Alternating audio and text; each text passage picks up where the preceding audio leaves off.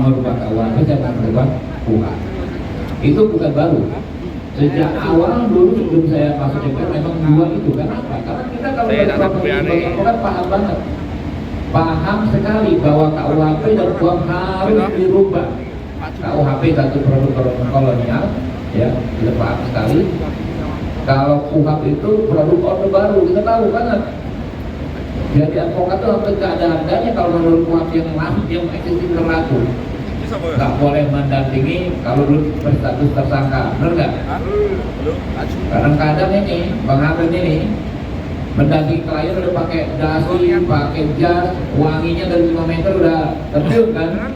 Sampai di tempat mitra nggak boleh dampingi klien. Maaf Pak, nggak boleh dampingi tersangka, gitu ya Bang ya?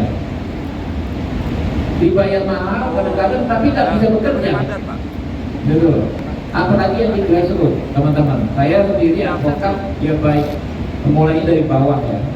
Kita paham sekali juga ini nggak dilindungi oleh KUHP yang ada saat ini, yang eksis sekarang.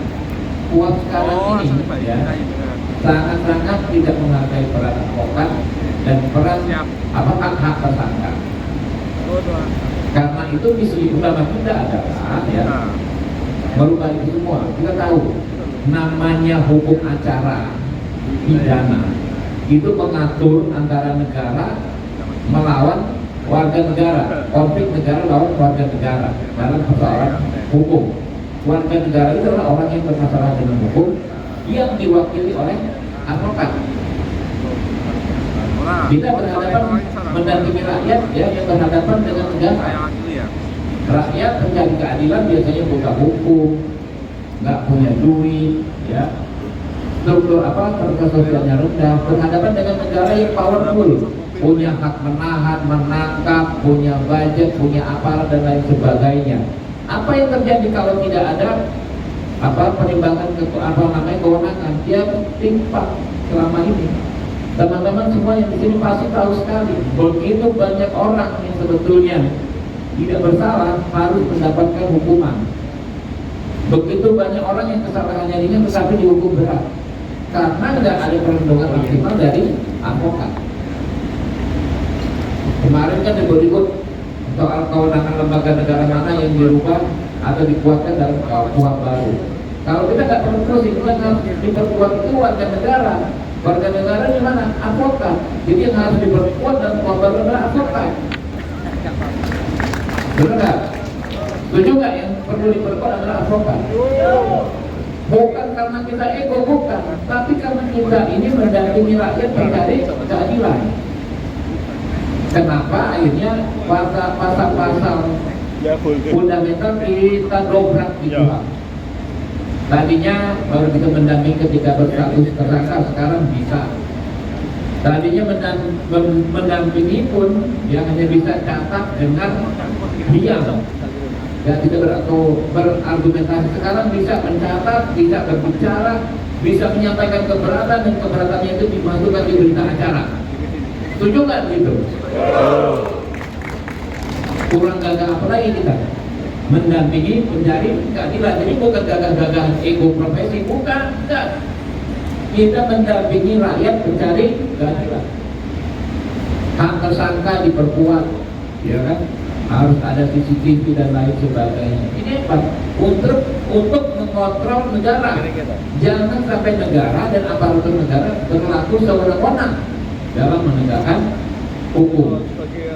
Kita paham sekali hukum masih menjadi persoalan sampai saat ini. Ya. Gimana memperbaikinya? Perbaikinya apa? Gimana perbaiki itu? Dia perkuat advokat, perkuat tak tersangka. Kuncinya itu.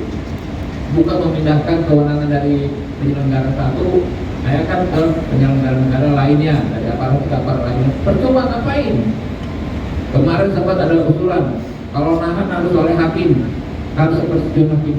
Ini sama aja memperpanjang rantai oknum. Tadinya oknum itu mah penyidik, sekarang ada oknum penyidik, oknum hakim.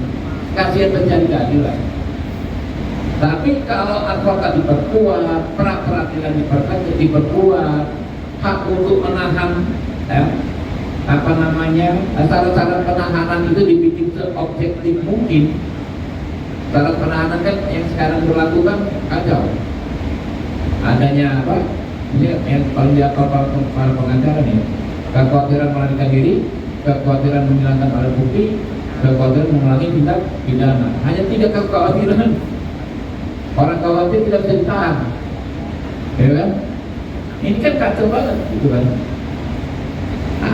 Apa rumusan kekhawatiran apa? Sangat subjektif, super subjektif. Rakyat kita, ya kan? Para pencari keadilan itu bisa ditahan. Makanya kita bikin menjadi jauh lebih objektif. Adanya apa namanya upaya melarikan diri. Kalau upaya kan jelas, misalnya dia pesan tiket pesawat, atau udah ada buktinya permulaannya, ada upaya menghilangkan alat bukti. Harus ada tindakan konkretnya, ada upaya mengulangi tindak pidana. Tambah berapa ketentuan lagi ya, banyak. Jadi 2 hal tersebut ya, menurut saya harus kita maksimalkan dalam KUHP ini. KUHP ini sudah cukup lama ya, pembahasannya sejak bulan Februari kemarin ya, sampai sekarang sudah bulan Desember, dan kita sedang berupaya semaksimal mungkin kalau bisa 1 Januari 2026 kita sudah berhitungan kali. Artinya ya 1 Januari 2026 ya, teman-teman mendampingi klien udah bebas menyampaikan keberatan, udah jauh lebih gagah daripada sekarang, menyampaikan keberatan, interupsi ya, lalu penahanannya harus objektif mungkin. Nah ini yang tengah kita upayakan. Kami ya teman-teman, Komisi 3 DPR RI menyerap aspirasi itu mungkin sudah hampir 100 pihak yang kami dengar di Komisi 3. Teman-teman kan sudah hadir juga ke Komisi untuk menyampaikan pandangan. Saya pikir semua aspek sudah kita pertimbangkan ya. Memang nggak mungkin kita 100% drastis sebagaimana kita inginkan, nggak bisa juga begitu. Tapi yang jelas ya, menurut kami ketika KUHP ini dengan KUHP yang ada sekarang, profesi advokat sudah sangat jauh lebih berhormat daripada saat ini. Nggak ada momentum lain, teman-teman. Mohon maaf, ya Ketua Komisi 3 ini berganti memimpin Komisi 3 DPR RI. Tapi kalau orang yang memimpin Komisi 3 tidak berlatar belakang advokat, dia akan sulit memahami dan mengawal pengesahan KUHP ini. Mumpung sekarang ya, saya salah satu advokat yang kebetulan ditugas menjadi anggota DPR, jadi Ketua Komisi 3, gitu loh. Momentum seperti ini sulit sekali, gitu. Lihat aja, terakhir draft KUHP itu tahun 2012. Waktu itu udah mau disahkan dan diribut tahun 2026. Baru 8 tahun untuk mulai lagi sampai ke siap untuk disahkan. Nah kalau momentum ini kan akhir tahun Pak ya, momentum ini kita gagal lagi mengesahkan KUHP, saya khawatir entah kapan kita bisa. Kirim mandatnya kirim. Apakah 8 tahun lagi ya, apakah berapa tahun lagi nggak tahu. Kenapa? Karena kan ini prioritasnya di 2020 sampai Desember. Jadi kalau by Desember ini nggak disahkan, kita harus ajukan izin lagi. Kan sudah 2 kali masa sidang juga, sudah 3 kali masa sidang, izin lagi untuk membahasnya. Itu memerlukan lagi effort yang luar biasa. Jadi kita mohon doa ya, kami mohon doa dan sama-sama mengikhtiarkan kalau bisa KUHP segera kita sahkan ya. Kalau mungkin dalam minggu-minggu ini ya, beberapa hari ke depan, karena draftnya sudah ada, tinggal kita ada perubahan kita lakukan, sehingga kita sudah punya korban. Mungkin itu dari saya. Terima kasih. Wassalamualaikum warahmatullahi wabarakatuh.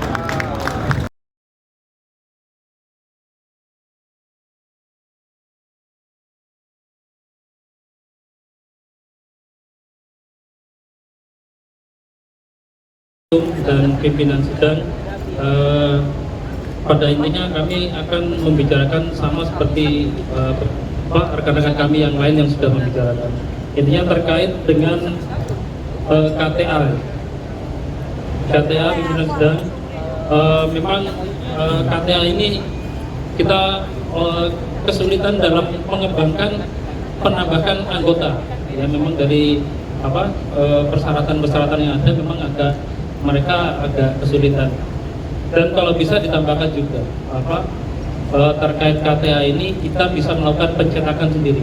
Jadi dari DPR kita mengirimkan berkas itu tidak harus dicetak langsung dari DPR, tapi kita diberi soft copy yang bisa kita cetak di manapun. Saya rasa di beberapa tempat pun ada jasa layanan untuk mencetakkan sendiri.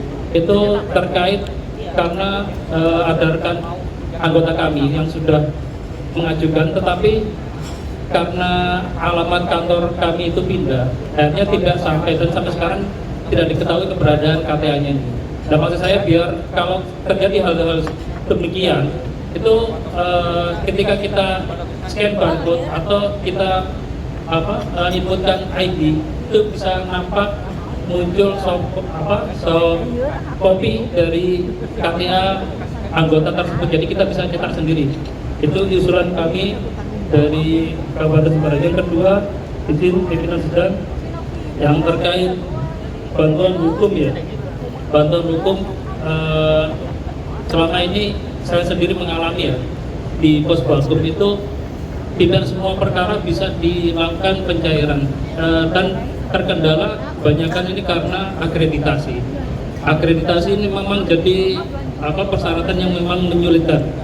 Harus ada minimal perkara yang sudah ditangani, terus ada berapa dan itu pun diakreditasi per 2 tahun sekali.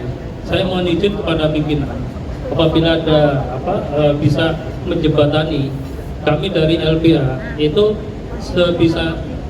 sebisa mungkin terkait peraturan Menteri Hukum dan HAM yang mensyaratkan untuk akreditasi itu bisa diperingan dan tidak dipersulit, sehingga membuka keran bagi LBH lain yang ingin melakukan akreditasi. Sebab saya yakin ada banyak LBH yang bekerja itu tidak akreditasi, tetapi mereka itu tetap melakukan pembelaan hukum secara pro bono dan mereka tidak mengharapkan imbalan jasa apapun. Dan dari IKADIN ini beberapa kali juga telah melakukan kegiatan penyuluhan di lapas. Itu pun kita tidak melakukan ibaratnya kalau seandainya bisa dicairkan kalau di lembaga LBH yang akreditasi itu sekali penyuluhan itu kan bisa dicairkan. Karena ini kita benar-benar pro bono, kita laksanakan secara pro bono. Jadi saya mohon izin kepada pimpinan sidang atau dari ketum bisa menjembatani terhadap LBH yang mungkin kesulitan dalam hal akreditasi, terutama di Posbalkum juga yang seperti tadi dikeluhkan untuk lelang di Posbalkum juga itu di PN itu wajib harus akreditasi, padahal di beberapa kabupaten atau beberapa tempat itu ada beberapa LBH yang tidak memiliki akreditasi. Jadi saya mohon bisa menjembatani hal ini. Saya rasa itu betul pimpinan sidang dari kami. Wassalamualaikum warahmatullahi wabarakatuh. Waalaikumsalam warahmatullahi wabarakatuh. Kiranya dari Jawa Tengah sudah cukup ya. Kita sekarang